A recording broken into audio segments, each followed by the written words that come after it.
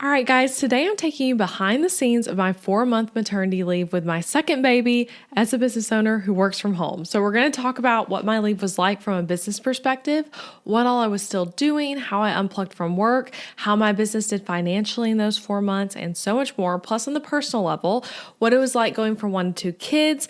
I'm going to share about C-section recovery, how we had 4 weekend days a week in our family while I was on leave and still kind of right now, potty training my toddler with a newborn, going on a beach vacation in the newborn phase, postpartum emotions, and so much more. So this is just going to be a fun chit chat all about what's been going on the last 4 months. So let's dive in.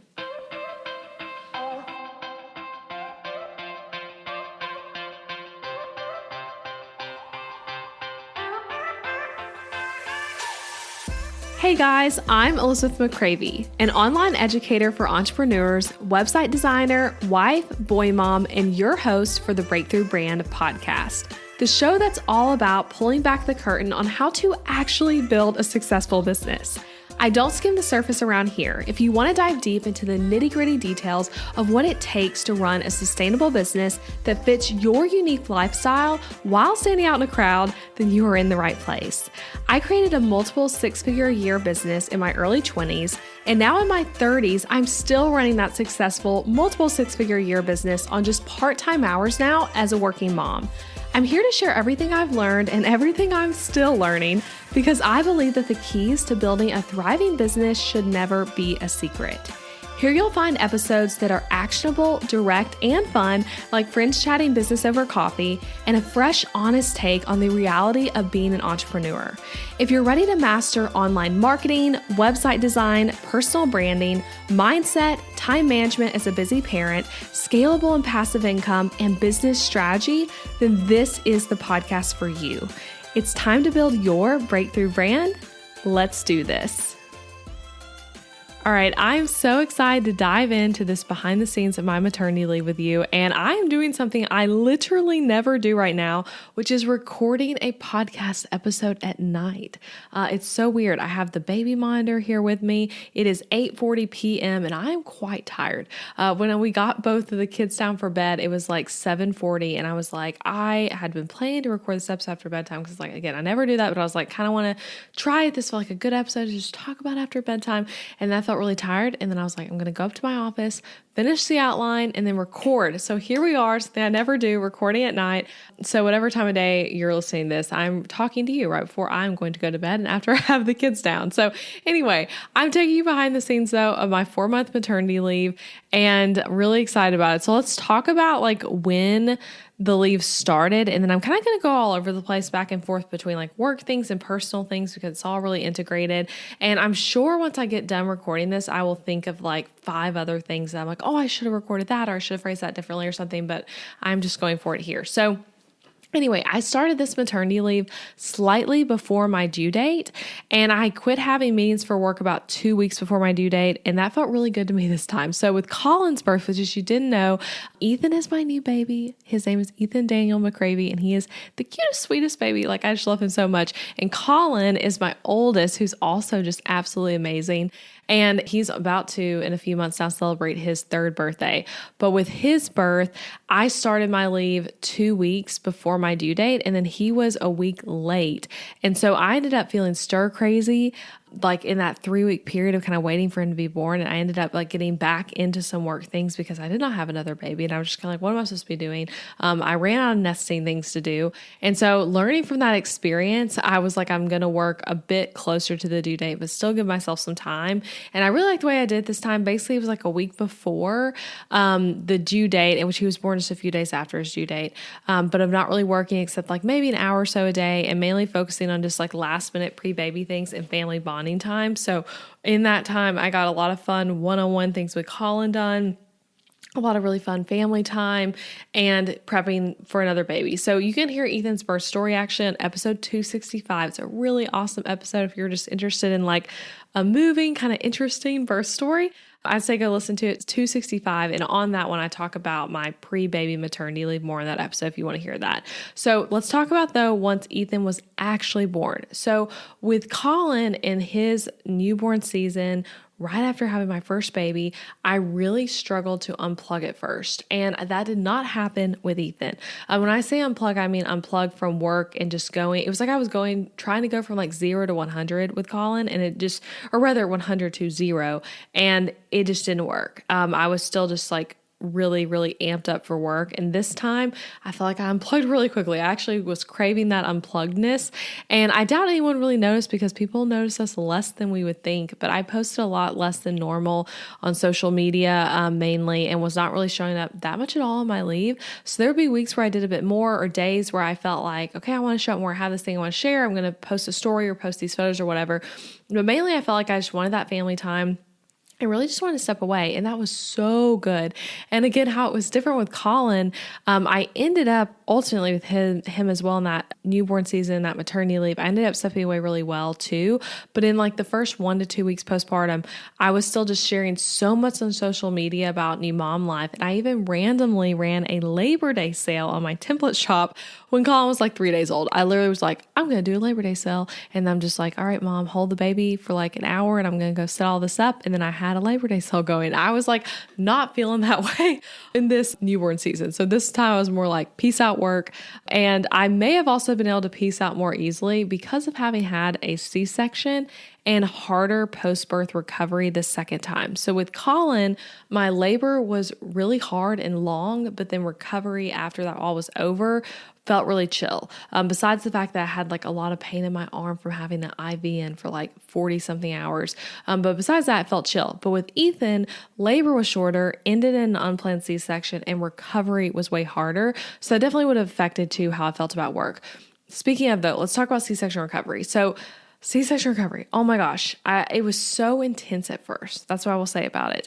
Especially coming from someone who has had a vaginal birth and a C-section, it's like C-section recovery, so much harder and really intense at first. But then it was like all of a sudden it just got a lot easier. And now at this point postpartum, I feel quite normal, honestly, like I felt before having a baby.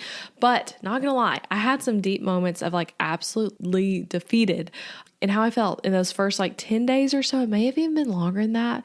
And it kind of came and went, but in like those first 10-ish days postpartum. And to back it up to even at the hospital, and I can talk about at home, but at the hospital, in the postpartum unit, I remember the nurse having me do a short little walk up and down the hall, just walking crazy slow, holding on to Adam and holding on to the little cart they put your baby on, the little like kind of bassinet cart thing that they do diaper changes and your baby sleeps on at the hospital. And I'm holding on to that. And I had to do like a test walk before leaving of like just walking. That was all I was doing, walking, holding on to something. Okay. And it was so hard. Walking slowly, holding on to this cart, and another person was hard. I was really hunched over. It was like just everything felt painful in my stomach area to walk. And I couldn't do things like sitting up on my own from laying down. I was told not to, and also it was really uncomfortable to anyway, but to walk up and down stairs, rolling over comfortably was really hard. Walking for any distance was challenging. I was not supposed to hold Colin or anything heavier than a newborn baby. I also could not drive because the idea is that your reflexes aren't great when you have that like healing wound of an incision and you're on pain medications. And yeah, my stomach and like all my intestines just felt really weird. It was just a lot. Okay. And I did have moments of feeling like I will never be normal again, which obviously proved not to be true, but that's how it felt in the moment. So if you are in that in postpartum, whether you had a vaginal birth or a C-section, just know it does get better. Plus, processing my birth story was also really hard at first. I feel like I processed it actually quicker in some ways than with Colin because his birth story felt harder to me than Ethan's, even though Ethan's in theory seems like it should have been harder because it ended with the C-section, which is like the thing, quote unquote, we're all trying to avoid or whatever, which hear his birth story to hear me talk about that. But recovering from it was really hard at first because the C-section was a shock and not what I had planned. And in hindsight, I'm so grateful for the experience. And if you listen to Ethan's birth story, you'll hear that message in it.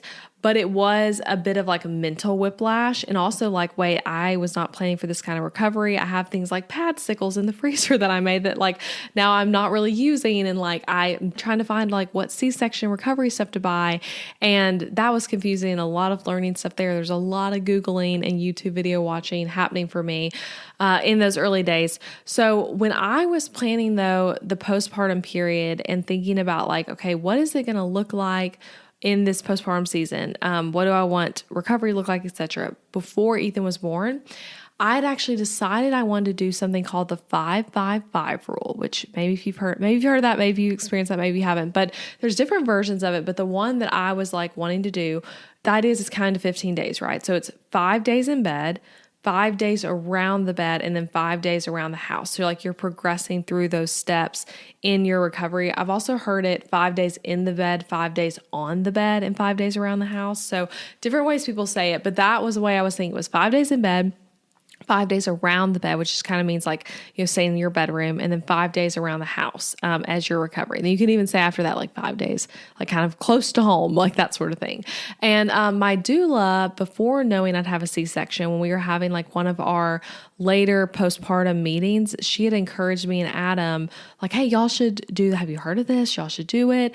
She had wished she had done it with her earlier pregnancies, but then did it with her fourth baby and was saying how it was so awesome and needed and just really wonderful. And so I was like, yes, Adam, I want to do that. I want to really rest and soak up the newborn snuggle time, recover slowly. We are going to do this 5-5-5 thing. Because with Colin in my postpartum season, I was really back quickly to doing normal things. Not really for any reason. It just kind of like happened that way, I guess. And I liked the idea of letting someone else like do the laundry or unload the dishes and like figure out dinner and me just like rest, right? Like that sounds great. And also sounds really great, especially when you have more kids, because you're like, there's another toddler here that needs a lot of attention. And I just want to snuggle with the baby and snuggle with the toddler and not have to like do all this crazy stuff. So then though, I have a C-section, and the 5-5-5 rule becomes not a quote unquote luxury of your recovery, but more like a need. Like I'm at home and I'm actually told like not to go up and down the stairs. My midwife team, they were like, don't go up and down the stairs more than one time a day. Ideally, not even that. We live on a 3-level house. So I was kind of like, I'm going to have to go up and down some because our bedroom is on the 2nd level. And to get down, like to leave the house even, I have to go downstairs. The kitchen's downstairs, all that. But that was something I wasn't supposed to do. Bending over and picking up things was a major no. Driving was a major no.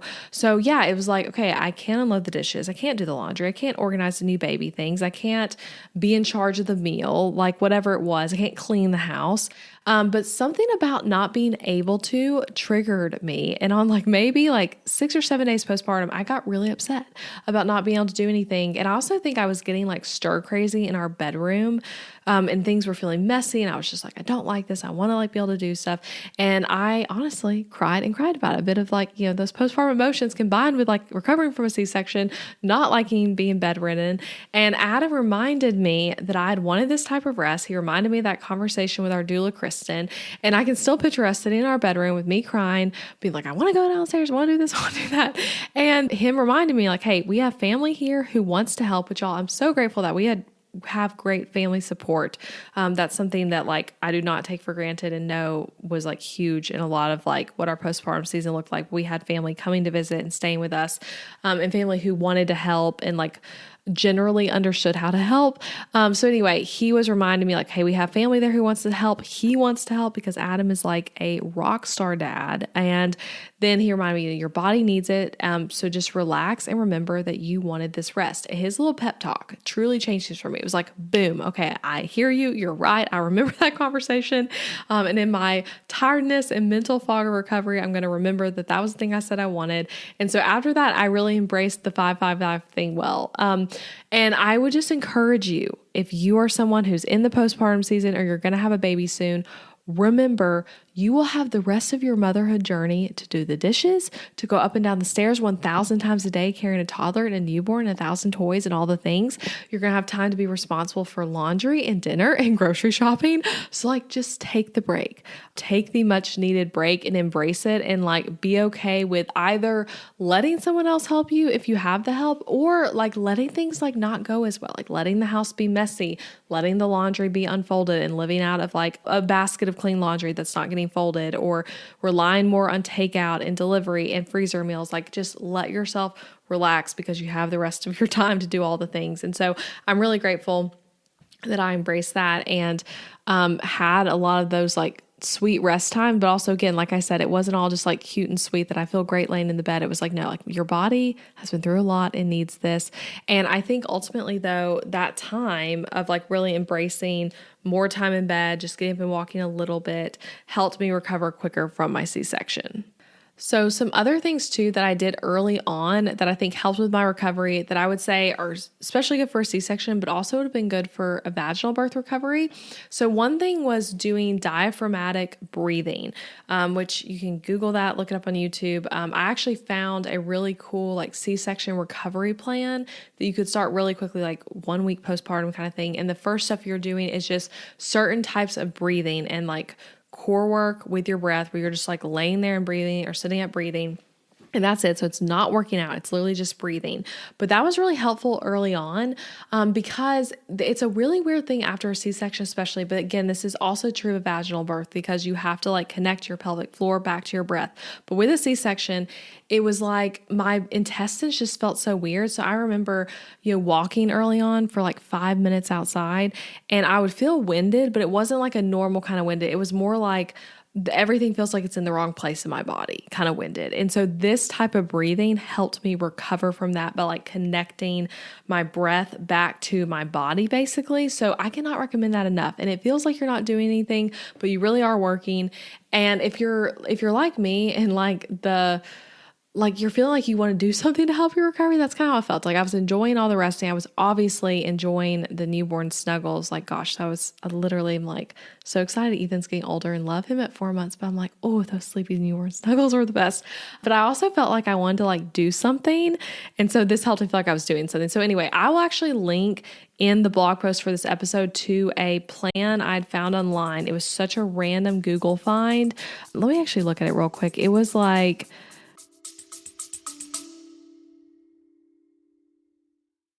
interrupting this episode with a suggestion for the small business owners listening. Ever wonder what you should do for healthcare when you and your spouse are both self-employed so there's no work-provided health insurance to participate in? Well, when my husband Adam joined me in the entrepreneurial job space over 4 years ago, we joined Christian Healthcare Ministries instead of getting traditional health insurance. And it was the best decision for us, especially in these years of growing and raising a family while also running multiple businesses. CHM is a health cost-sharing ministry and is a faith-based alternative to health insurance. We did tons of research before choosing CHM, and if you know me and Adam, you know we are all about doing the math when making big or small financial decisions. And even though it's not insurance, CHM shares 100% of eligible medical bills, which is more than the typical 70 or 80% of medical bills paid for by insurance companies. All sharing is determined by the CHM guidelines, which you can check out before and after joining. And for the mamas and mamas to be listening, you truly cannot find a better healthcare option for maternity care. I had a vaginal delivery and a C-section and birth center care and hospital care between my 2 pregnancies and births, and it was all 100% shared for. And outside of birth, we've had our share of emergency room visits and procedures as a family, and those costs were all shared by members at Christian Healthcare Ministries, leaving us only paying our monthly contribution. CHM is less expensive month to month than insurance, and because there's no network, you can choose your care with whichever providers best fit your family. I seriously just cannot recommend Christian Healthcare Ministries enough. You've got to check them out. Go to elizabethmccravey.com/CHM for more information. Also putting that link in the show notes, elizabethmccravey.com/CHM. Now back to the episode. It was, breath work. It was a pelvic physiotherapy 6-week exercise guide that was for post C-section or just post-birth in general. That was really awesome. So that was one thing that was helpful. Another thing was I started doing some YouTube videos from Lauren Fitter. Highly recommend. She's incredible, but she has had C-sections and is a personal trainer. And she had some videos that were like a lot of diaphragmatic breathing stuff. And then there was one thing that was like a C-section program where you're supposed to do, I think it was like 4 weeks, 6 weeks, something like that. But you do one video, you could do it daily if you wanted to. It's like 10 minutes and you do it every day or do it 3 times a week or whatever. I was more like 3 times a week. And then you progress to the next video and the next video and so on, like week by week. And it was like deep core stuff combined with breathing for C-section recovery.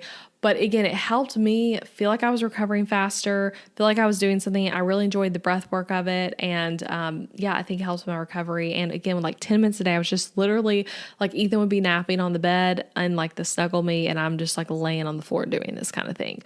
Another thing I did that I think helps with recovery was wearing a belly wrap. So this is interesting, but like it was interesting to me at least. But with vaginal births, oftentimes people use a belly wrap, kind of like a girdle type thing where you're like wrapping it, it Velcros on around your stomach. And the idea is to help the uterus contract and get smaller to get back to like your pre-pregnancy weight and all that. Okay. If you have a C-section, you're using it for a different reason.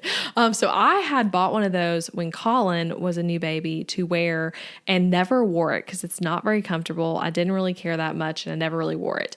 And then this go around with a C-section, they actually sent me home with one from the hospital. And it was not like, hi, use this to get back to your pre-baby weight. It was like, hi, use this to like literally walk because you're not going to feel like you can walk without it. So anyway, I wore the belly wrap pretty much like all the time if I was up and about at all. And it was so crazy because for me, again, those like first like 10 days, if I were to walk down the stairs was harder than walking up the stairs. But if I were to walk down the stairs without the belly wrap on, it was like so painful. But then I walked down the stairs with the belly wrap on, it felt really good because it's like, it feels like it's holding everything together because you feel like your intestines are falling out. And that's really weird. Maybe it sounds gross. Hopefully it doesn't, but that's kind of how you feel. And so the belly wrap helps you feel like everything's being held together and you feel more comfortable. So I wore that a lot. And then I would also, again, in those like first week, I would walk for like 5 to 10 minutes outside a day wearing the belly wrap. And again, 5 to 10 minutes felt like a lot when before it didn't. But then pretty quickly at like 2 weeks postpartum, I was able to walk like 40 minutes outside. Again, it still felt exhausting, but that belly wrap really helped. So that is something I would just encourage you in. If you have a C-section, wear the belly wrap and make sure you're wearing it at the right spot. It's again, different from a vaginal delivery. For a C-section, you're wanting the wrap to hit more over your scar and over the incision site because that's the part where you're needing that support. So those were some things. And we had a lot of early family support in those early days. Like I said, I couldn't pick up Colin. I was only going up and down the stairs once a day. So that meant like we needed a lot of help around the house. And it drove me crazy at points, but also was really sweet. Something I would recommend that I did, and this would again be true no matter what kind of delivery you have, but when you're going from 1 to 2, I had a friend tell me this and I ended up doing it, but we had like a snuggle and TV time daily with me and Colin in bed where he would just come get in the bed with me and we would watch TV together, a show he liked on an iPad, which we had never done iPad TV with him. He actually doesn't watch much TV in general. So it's kind of like a special thing. He'd snuggle with mama. We'd watch like 30 minutes of TV on the iPad and then we'd read books together and eat a special snack. And I think that was really helpful because for me, I actually struggled with feeling like really distant from Colin in those first few weeks because I couldn't play with him like he wanted. And he was very confused by the fact that I could not pick him up. And that was really hard emotionally for him. And it was hard for me, like being able to explain why I can't pick him up. And it's not that mama doesn't want to pick you up. It's that I can't. I have a boo-boo and all that kind of stuff. So that was like a hard conversation multiple times, but that like snuggle time together was really helpful in making me feel connected to him and also him connected to me. And additionally, we had family like in and out constantly. So Colin was feeling really loved on by just having like all of his grandparents here and his aunt and things like that. And yeah, I had lots of really awesome one-on-one time with Ethan too. Like those early days looked like us in bed cuddling, taking naps together, nursing on demand. I watched some like shows on the iPad, read some books, things like that. It was really hard and great at the same time. And I'm actually going to create a blog post soon based on a notes talk that I have on my phone. I love the notes. I'm always making notes talks. If you listen to this podcast while you've heard me talk about that. But I kind of in real time when I was like 1 month postpartum, I made a note doc that's like my C-section recovery tips.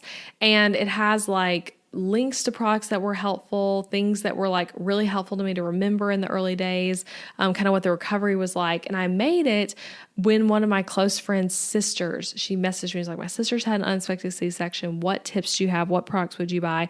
And so I spent like 45 minutes making this note, while holding Ethan, like extending a nap for him, and just made this whole document with all these tips and whatnot. And since then, I've already shared it with 4 other people who've had C-sections, and I want to make it a blog so that just anyone can read it. Cause I do think there's some helpful tips in it, especially since I wrote it like when I was in it versus like right now when you're like kind of forget some stuff. But yeah, on the recovery front, just to share a little bit more, and then I'm going to talk more about work stuff and other things about the newborn phase. But as I'm recording this now, I'm 4 months postpartum and I feel really great. Like in the gym, I can do what I could do pre-pregnancy. I can jump on things. I can run. My body feels pretty good and normal. Not to say working out is not hard or not having that frequently, because that's definitely true. Working out's hard, but I can still feel like physically I can do whatever I was doing before.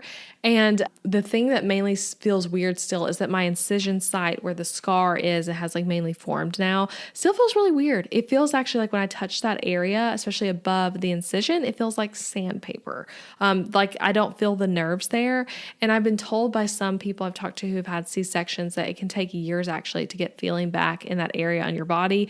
So it's just kind of weird. I don't really feel anything there. And the scar, I will say too, in that incision site was also really emotional for me at first, and I felt sensitive about it. That's something I've heard women say after C-sections. You can feel like you don't want to touch it, or maybe like it just feels weird. And now I don't feel that way. It just feels like a part of me and a sweet reminder of like Ethan, like on my body. And also I would say too, the scar and incision is much lower than you think. I feel like whenever I've thought of C-sections prior to having one, I thought they were cutting you way up higher. They are not. It's very low and like no one's really going to see it, not even in a swimsuit. So yeah, that's a little bit on all of that. Now I want to talk about newborn phase, like the newborn phase when it comes to like baby life. So Adam and I both loved so far, like getting just to witness how every kid is so different. And that like I have already seen even as young as Ethan is, like how his personality is coming to form and how different he is than Colin. But for us, like the newborn phase, like the first 3-ish months with Ethan were a breeze compared with Colin because he slept really easily. Like that's the biggest thing. Like right when our baby's doing that little sleeping is one of the big things. So sleep is not going well. It's really, really hard. And Ethan just slept so easily. Like it was literally bizarre to us. I told friends constantly like, wait, I didn't realize babies like slept like this. Like you hear the phrase like sleeping like a baby. When Colin was a baby, he did not sleep easily. And again, Colin's like the sweetest, most amazing child. So like that's like nothing on him. Like he just was a struggling sleeper, but he did not sleep well as a baby and didn't really sleep well until he was more like 1.5 years old. And he actually got ear tubes because he was having recurring ear infections. So I think him not sleeping well had a lot to do with things like that. But it was just crazy because Ethan just slept all the time. Like he'd fall asleep wherever. And we did nothing special. He was just a sleepy new baby. And so it was just a good reminder to me when I compare my experience as a new mom with Colin compared to a second time mom with Ethan. With Colin, I was like trying every sleep thing ever. I bought the courses. I bought the books. You know, I hear about this magic secret thing you can buy and it's going to make your baby sleep through the night. I was trying literally everything and Colin just never slept. And so it was just a reminder to me that like you can do all the sleep stuff or do none of the sleep stuff. Babies are just going to sleep or not sleep. And some babies just sleep easier than others. And at least in those first like 2.5 months, Ethan just like slept really easily.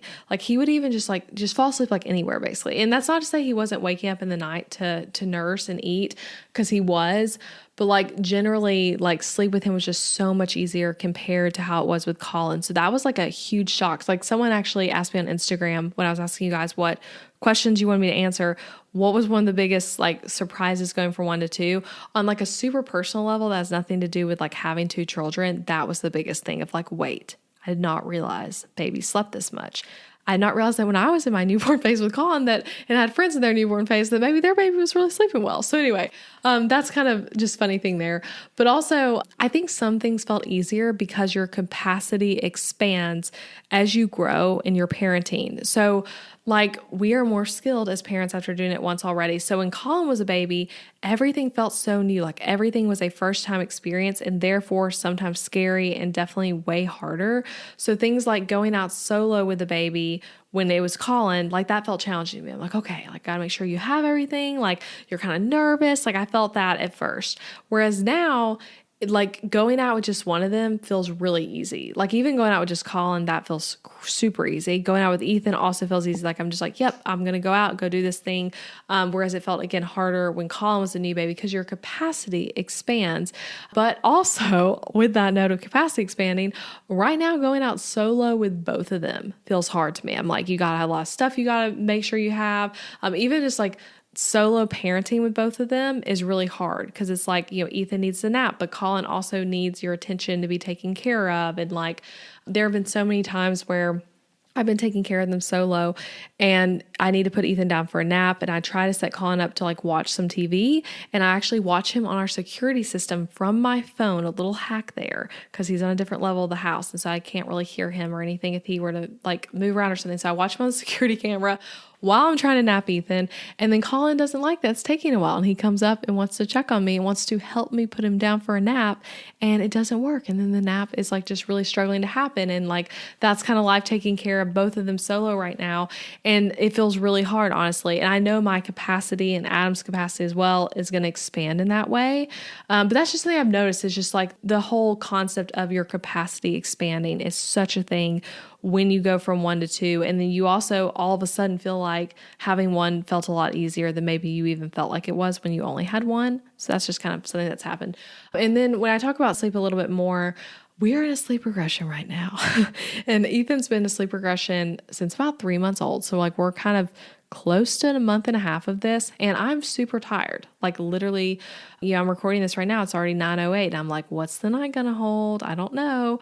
So that's been hard. But as a newborn, he really did just like sleep really easily. And that was a huge blessing that I had not experienced before as a mom. So that was really cool. And Ethan still is a great sleeper, but like, again, the sleep regression thing has been hard. And I could probably do some things myself to like make that less hard, like not just nursing every time he wakes up and things like that. But we're doing it. We're making it. So with Adam's time off work and his paternity leave, he took about 3 weeks off work completely, which if you did not know, I'm married to a therapist. And so for him, taking off work's a little harder than it is for my business because he has clients that are like seeing him weekly on a calendar and they want to keep seeing him. So 3 weeks it was, and that felt like a good amount of time for him to like not see his clients. And also there were some people he saw sooner, like he saw at that 3 week mark, and then some people it was more like 4 weeks. So it was a bit of like kind of easing back into it for him. And it's also worth noting, as I talk about his leave and kind of what our family life looked like, similar to me in my business, Adam only works part-time. So he works Monday, Wednesday, Friday as a therapist. And then we are home as a family on Tuesdays and Thursdays, which I know is very different than the norm in our world today. And I'm really grateful that we get to do it that way. And we do that on purpose and we love it. Adam and I both try to like maintain part-time hours. And then Tuesday and Thursday, prior to Ethan being born, we were like taking turns on who was working on each of those days, because Colin goes to preschool Monday, Wednesday, Friday. But right now, it all just looked like Adam started back to work Monday, Wednesday, Friday, and then we are just like completely together as a family on Tuesday and Thursday. So Adam made the joke the other day, though, in like reflecting on our maternity, paternity leave experience, that we have been having 4 weekend days a week, meaning Tuesday, Thursday, Saturday, and Sunday have felt like weekend days. Definitely while I was on maternity leave, and honestly still some since I've come back. We're kind of working towards that not being the case, but I have loved the 4 weekend days a week thing. So anyway, even though Adam went back earlier than me on Monday, Wednesday, Friday, like I said, we were all still spending Tuesday and Thursday and Saturday, Sunday together as much as possible. And it was blissful and hard, and also truly like 2 additional weekend days. So especially when Ethan was really little and sleeping so easily everywhere, we would like go out of the house every morning for his first nap, either to breakfast or like a park, or park and breakfast. Like we could just be out for a while. That was a nap where like he would really just nap well on the go. So we were always out getting to do stuff. And I just feel so grateful for those days. Like literally it was so much fun and still is. Like I said, we're still kind of in this. Like I said, even now as Ethan's like 4 months, we're still doing that some on Tuesdays and Thursdays. So like when I outlined this, I started this outline last week, and on the day I outlined it, the day before, we had all went to breakfast together on a Tuesday from like 8 to 10 a.m. and just had family time. And then the rest of the day, Adam and I had done some divide and conquer to get some work done, where it's like, okay, Elizabeth's going to go work for like an hour, Adam's going to go work for like an hour, then we're going to do this thing together. And during nap time, you're taking the first of Colin's nap, you're taking the second, and then one of us is with Ethan each of the time, things like that. So for us, I think Tuesday and Thursday will look like family days, quote unquote, for us for a while. But then we are working towards like it getting back to like, okay, maybe on Tuesdays, Alyssa's working, maybe on Thursdays, Adam's working, or potentially me kind of taking both those days even, or half days or something. We're kind of figuring that out. And I'll talk more about that next week on the episode where I'm going to share what life is like coming back from maternity leave and what my work life is like coming back. But after those 3 weeks, when Adam went back to work, again, through paternity leave, and I was still on leave for quite a while, I had so many great solo days with Ethan, like just us all day while Colin was at preschool. Because like I said, he goes to preschool Monday, Wednesday, Friday.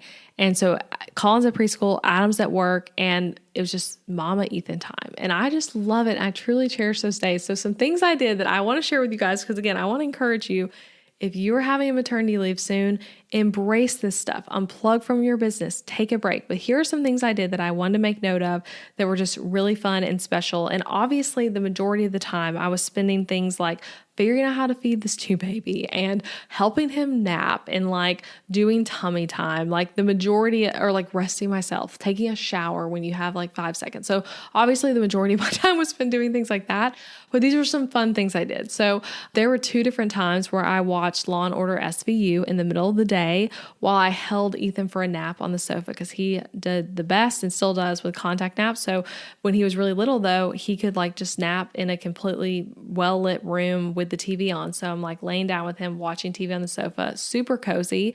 I read lots of books, both like during times when I was holding him for a nap, just reading on my phone, or like when he's like laying beside me and reading on my phone or on my iPad, things like that. I did a lot of co-sleeping naps with him where it's like, hey, he's napping and I'm going to nap too, which is hard for me to do, but I made it work. It's hard for me to nap, but I somehow managed to. Long walks with him in the stroller for naps. There was like about a month straight, probably from like 1 month to 2 months, when I did his first nap of the day every day, basically in the stroller walking before the weather got too hot. And that was really, really fun. So I'm walking, he's sleeping. I'm listening to a podcast or an audiobook or something. And sometimes he'd wake up and I'm really far away from home. We had to figure that out because he's really upset and like carrying home, things like that. But again, it was really fun. And then for those first like 2 to 3 months, something I really enjoyed that I did not do as a first time mom, but when Ethan woke up for like his 4 or 5 a.m.-ish feed, which he often was having, more than I, but for that last feed, I would co-sleep with him instead of putting him back in his crib or bassinet. And I would just like co-sleep with him in our bed, and then waking up with him in my arms was just like the best in the morning. And that was something, again, I did not do as a first time mom. And I know different people have different opinions on co-sleeping. It works well for us. But with Colin, when he was super newborn, I did not do that because I was really afraid and didn't really understand ways to like make co-sleeping work. So anyway, did it this time around. It was really fun and special. And now we had to stop doing that because again, he's not in his newborn sleep anymore. And we do not have blackout curtains in our room right now. I'm actually planning to buy some, but he'll like wake up definitely to the bright light if he were to like sleep in our room. So anyway, I'm grateful that I've had that one-on-one time with him, and if I could do it all over again, I'd do it even longer. And to kind of spoil what I'll be sharing next week, right now, Fridays are a day where it is just me and Ethan all day while Colin's at school. So I still am having this like just us all day, 1 day a week still, probably like ongoingly for a really long time. And I'm really loving that still. Only now that I'm not on maternity leave, when he's napping and things like that, I'm not really like resting and watching TV or something. I'm doing things around the house or working, or because we're in a sleep regression, often like holding him for a nap and things like that. So let's talk though some about my work life on leave. I know I've mostly focused on personal things here, and I hope you've enjoyed that, but I want to talk about work stuff too. So when you're a business owner, truth is you always have to do something for your business on leave, right? That's true of some other jobs as well, but especially as business owners. And we actually often hear some business owners share that they didn't even get to take a leave because of this fact. But if you listened to last week's episode, you heard me share that I planned to leave. I worked hard to plan that leave and make it happen. And it was super important to me to take significant time off and also like slowly get back into things. So I got to leave, but like there's still some work as a business owner. Like you cannot completely unplug. So for me, what it kind of looked like, and this is all like rough numbers, but generally like the first month-ish, there was no work being done. I was not getting out my laptop. I was just like checking Slack a little bit.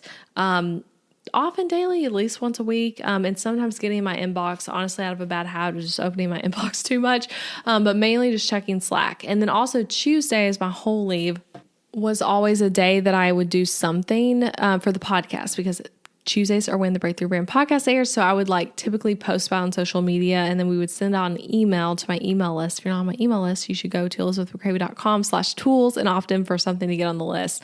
But I email a little bit about the podcast and other things every week. So that was going out, and I was doing stuff for that. But after that first nothingness month, where it was really just little bit of time, mainly on my phone, I did do a few things. So I recorded 2 podcast episodes while I was on leave, one of them being Ethan's birth story that I had intentionally left space for in the podcast plan. And I recorded one other episode that I probably could have not recorded, but I kind of felt like it and felt fun to me. And so I recorded it and moved some things around to make room for that. And then I also was managing some projects that team members were doing, for example, redesigning all the freebies for my business to match the new branding, because I'm redoing my website right now. So matching that updated branding. But generally, I unplugged really well. And I was mainly not getting my laptop. It was tucked away, not opening it.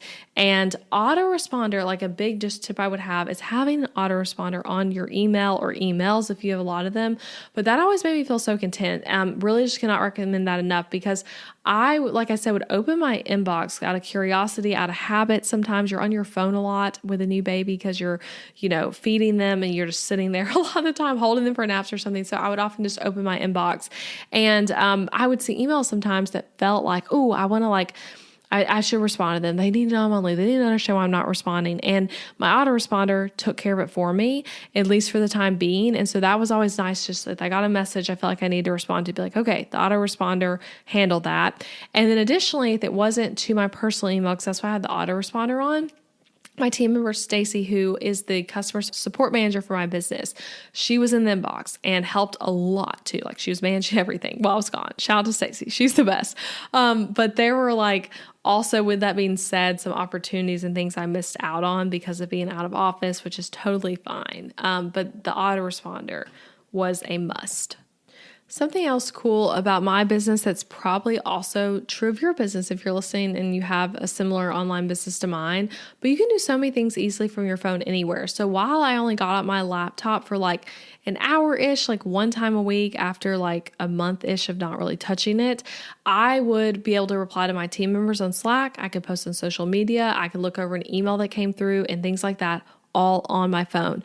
And I even did things like making a reel or writing a podcast outline or something like that while I was holding Ethan for a nap. Again, just because you can do things from your phone. There was actually a bit of time for me on my leave where I'm I don't want to work on this thing unless I'm holding the baby for a nap, because that's the time that makes the most sense, because I maybe don't really feel like reading a book right now or something, but making an Instagram reel can make sense. And that leads me to my next point though, about how my business did financially while I was out. So this is cool. And I feel really, really so grateful about this, but my business did not make any less money than what I normally make. So I have a pretty standard amount of revenue my business typically brings in when it's just a normal month versus a launch month or something like that. And my business did that or better the whole time I was on leave. And then additionally, this is was crazy when I looked at this data, but Ethan was born March 5th. So March, April, and May were the bulk of my maternity leave. And those 3 months were actually all higher in revenue and profit than those same months in 2023, a year prior, when I was working normally. So just crazy, right? And one of those months, I think maybe either 1 or 2, was way higher in revenue. One of them was even double the revenue while I was on maternity leave. And the profits in those months were also really excellent because I was not working. My expenses were down some. So another little quick maternity leave tip for you.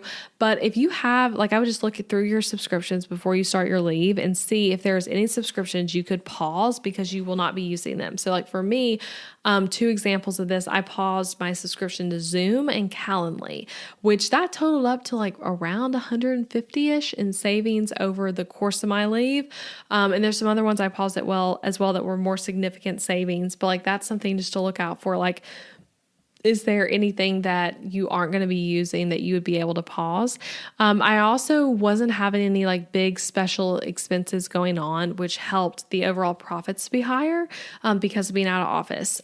Something too that I want to say about finances of a leave, some of the business doing well during time off is because of the work I did right before my leave, right? So like I had been working normally leading up to this leave, meaning I was setting my business up from a good place, like from a marketing perspective. So I do think if you were to keep your business in a state of perpetual out of office, you do see things go worse long term. Like if I were just to always be on maternity leave, like my business would deteriorate without me working any. So even now though, as I'm coming back from leave, I'm still seeing strong financial numbers, but I also am aware that like I have to like get back in the game some in order to like see growth and also to like see things maintained overall. But it is really cool that like I can take, 4 months away, again, easing back into it still, and it's July right now, and still see my business do really well. So really grateful for that. Grateful for like the type of business and the systems and all of that I built. And if you want help with that kind of stuff, like continue listening to this podcast, check out my courses, all of that, because that's where I'm teaching the kind of stuff I've done in order to do that. And actually, like when I think about this podcast that you're listening to is a huge part of how my business is able to do that, because I was still creating consistent content every week on this podcast while I was on leave. I teach that in Podcast Success Blueprint if you want to check that out. That's the course I made actually while I was pregnant with Ethan. So that's fun.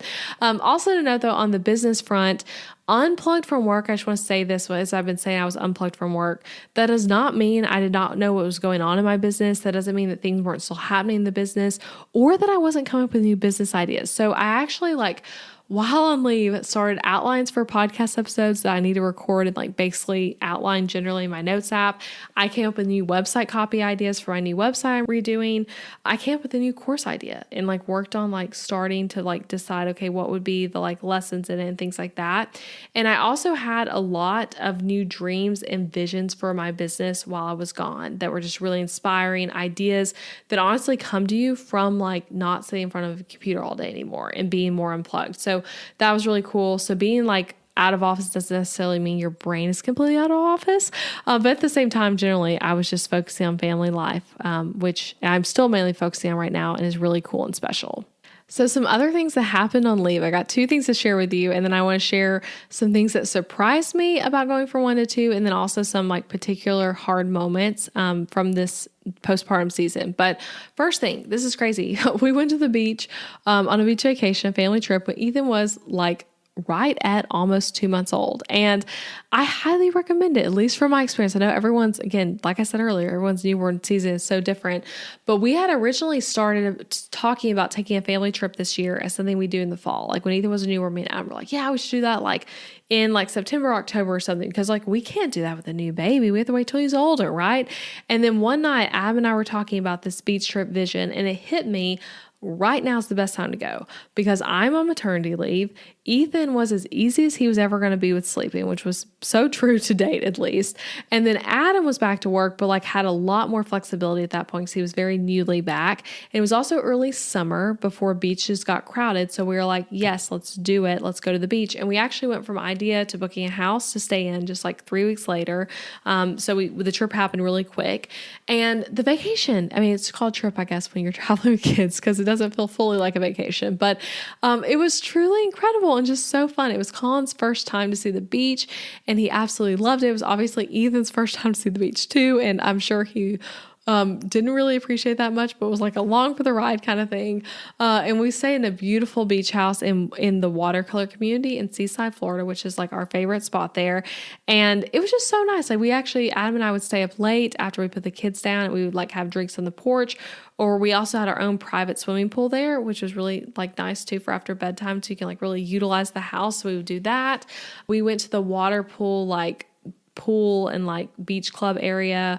Went to the beach a lot. We ate really great food. And since Ethan was still in that newborn season, he was really awesome at sleeping on the go, in the stroller, in the car seat, or being held. So like when I think about that trip, we were really just like on the go a lot. And if we were to do that same trip right now, it would feel so much harder because naps are harder because he's not in that newborn sleep situation anymore. He's more like a developed sleeper, and night sleep's also harder. Like at that point, Ethan was sleeping almost through the night. Like he was sleeping really well. And so like I could stay up late and know that like I'm not going to have to like nurse him a few hours later, and it would all be good. So anyway, that was just like such a good timing for a beach trip. So if you're in a season where you're like, my baby's sleeping well and I want to go on a vacation, don't tell yourself that's going to be easier later. Just like go for it if you feel like you want to go for it. It was a really, really good experience for us, at least. Would totally do it all over again. Also, at the same time, like let's go do it in the fall as well, because it was really fun.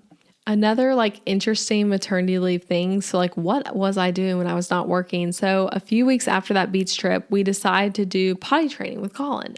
He was so ready for potty training. You know, he had all the readiness signs, but we had held off on it because we didn't want to do it right before the huge change of becoming a big brother.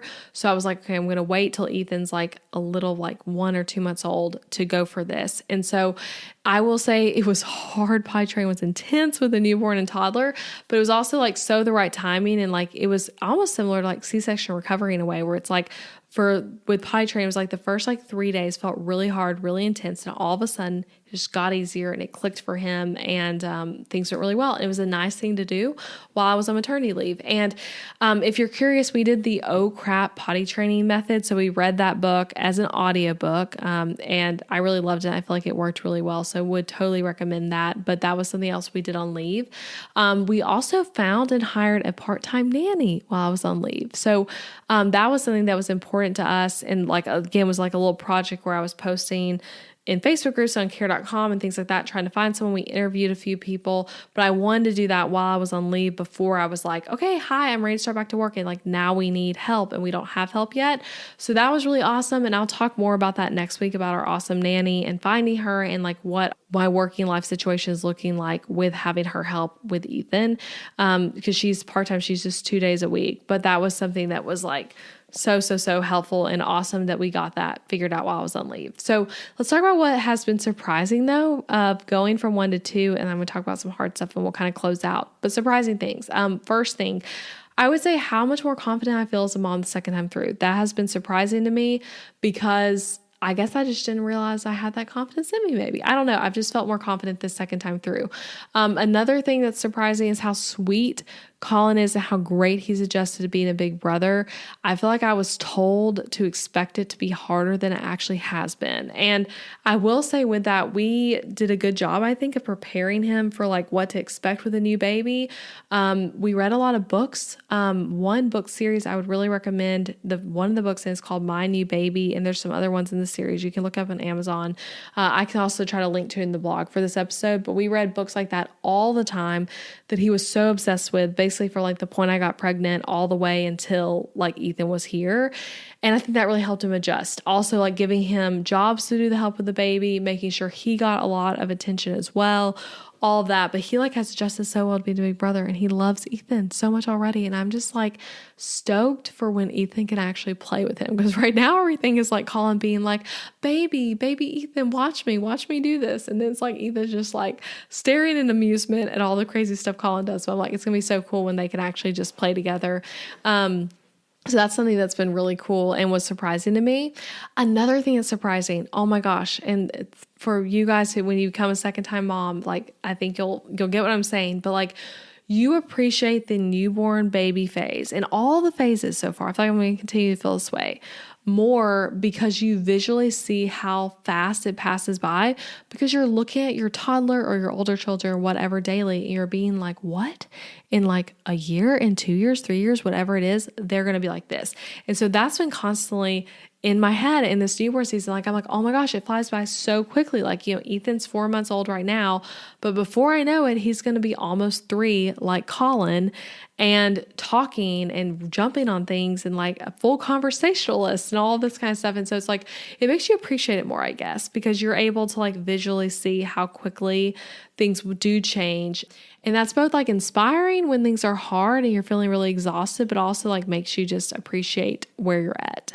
So I've mainly focused on the positive in this episode because it is mostly positive. Like, I absolutely love being a mom, and I really love being a mom of 2 kids. Like, that's been so fun. I'm like, where has Ethan been in this whole like journey of growing a family? Like, he feels like he's really like fitting in well and was like a missing piece in some ways. Anyway, I love it. I felt so fulfilled in motherhood in this season, but also there have been hard things in this postpartum season. And so one thing I feel like I can't end this episode without saying is that I've had some postpartum anxiety at times, and I don't really want to get deep into it because I'm like, I don't know that anything I can say about it would be helpful, but I do want to mention it because if you are experiencing it, I just want you to like hear me say with all the positivity that like, yes, the postpartum anxiety and depression, things like that are real, and other women experience it too, and you are not alone. And actually, prior to me going through this postpartum season, I saw with friends the anxiety and depression in postpartum being more common with like subsequent children than the first time through, because your life is more overwhelming and it is like a bigger shift. And often like there's less help involved too, because people expect that you have it all together because you've done this once before. So anyway, I've had plenty of moments of just very much complete overwhelm in this adjustment period. And interestingly enough, and I hope this can help you, maybe help another mom as you hear me say this, but like for me, the harder time was actually not the newborn phase. The newborn phase, I had tons of help. Everything's just exciting. Again, for me, baby was sleeping better. But the harder season has actually been more like right now as I'm recording this episode, in this like 3 to 4 month mark, especially at 4 months. And it's kind of like expected that like life should be back to normal. You know, you're starting back to work and that's a huge change, but like you still feel like you are adjusting a ton and your hormones are shifting a ton. Like for me with both postpartum periods, 4 months is when I started experiencing that postpartum hair loss and things like that. It's just a lot of shifts. Okay. And I've also been like very tired. If you haven't heard me say that, and part of me is like, why am I up recording a podcast episode? Because I need to go to sleep. But I've been really tired, and tiredness obviously makes things harder emotionally. Like I said, Ethan's in a sleep regression right now. And I was chatting with one of my friends who actually, she just had a baby too, her third. But we were talking about this the other day and how tired I am and how like it's just been hard. And she reminded me that sleep deprivation is used as a form of torture for a reason, because it is like so tough being sleep deprived. So anyway, that is something I've experienced though, is some like postpartum anxiety and things like that I'm still working through.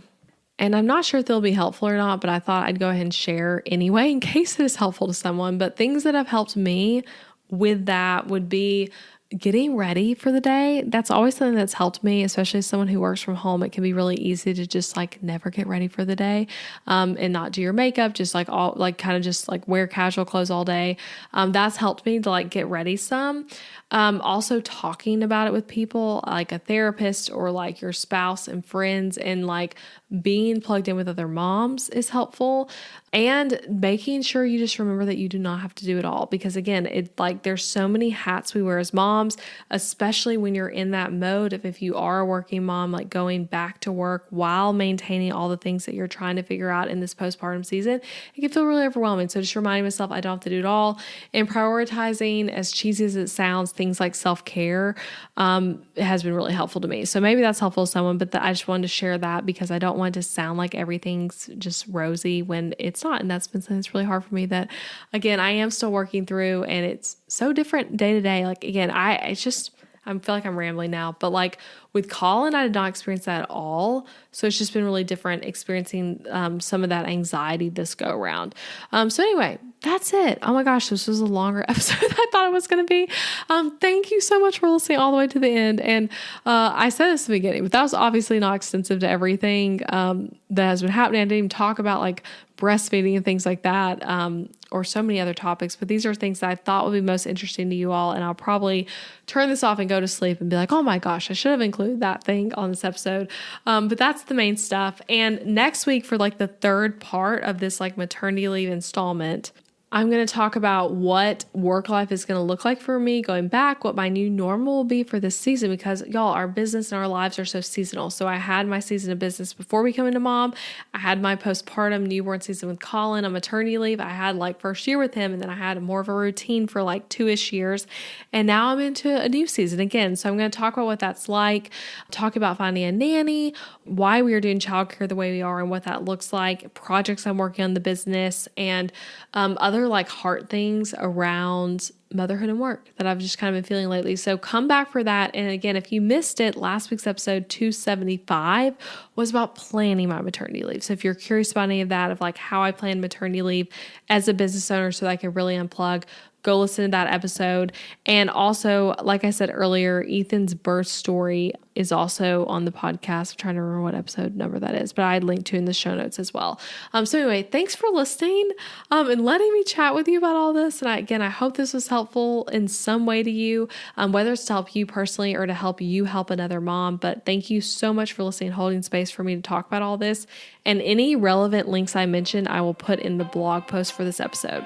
All right, that's it. I'll be back next week to talk about working life coming back from maternity leave. Hey, thank you for listening to the podcast, friend. I so appreciate you being here. That just flew by, didn't it?